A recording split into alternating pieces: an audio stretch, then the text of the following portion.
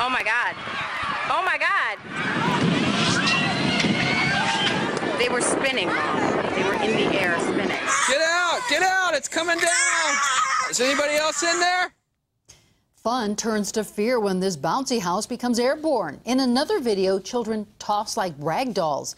Parents hoping to capture a special moment on camera end up documenting the danger. And CALL7 Investigator Theresa Marchetta wanted to know who's making sure the bouncy houses your children play in are safe.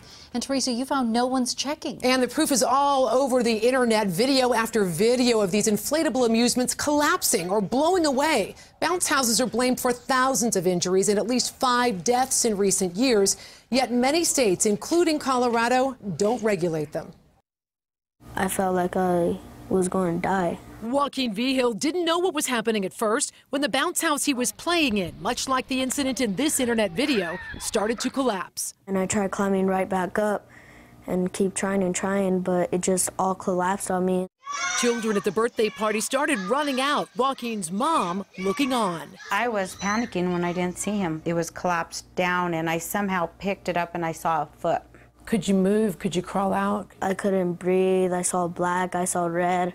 And that's when my mom pulled me by the leg. Darlene Herrera says her son was gray and gasping for breath, suffocating under the heavy plastic of the inflatable walls. She knew she had to report what happened so other kids wouldn't be at risk. That's when I was told that no one in the state of Colorado regulates them.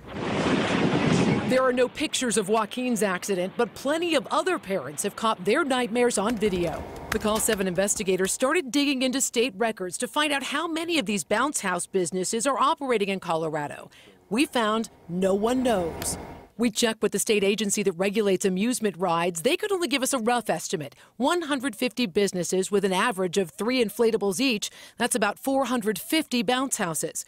Colorado doesn't track injuries either, but the Consumer Product Safety Commission does. More than 30,000 over a 5-year period nationally, most involving kids and a trip to the emergency room. I'm a firm believer that this state should be regulating these kinds of businesses. Senator Lucia Guzman heard Darlene's story and in 2011 drafted legislation that would have required operators to submit to inspections, be insured, and register with the state at a cost of $100 per bounce house, a fee that would support the regulatory program.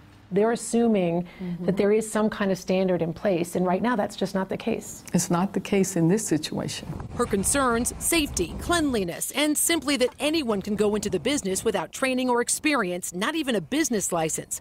We found bounce houses for sale on Craigslist for as little as $1,000. You can buy one right now and rent it out for parties, no questions asked.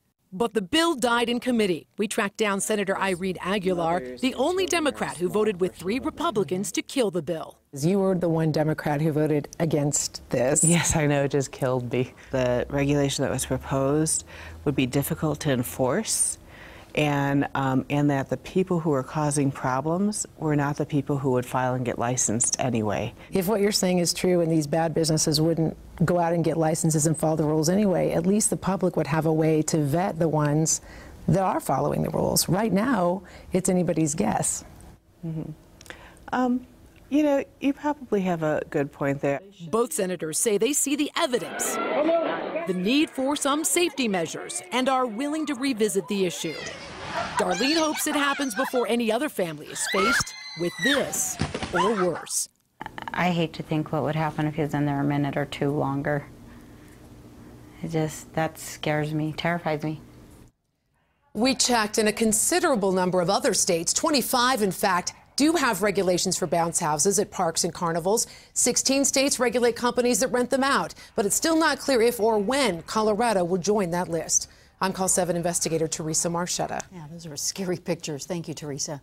Now, if you have a story idea for the CALL7 investigators, call 303-832-7777, or you can send an email to call7@thedenverchannel.com.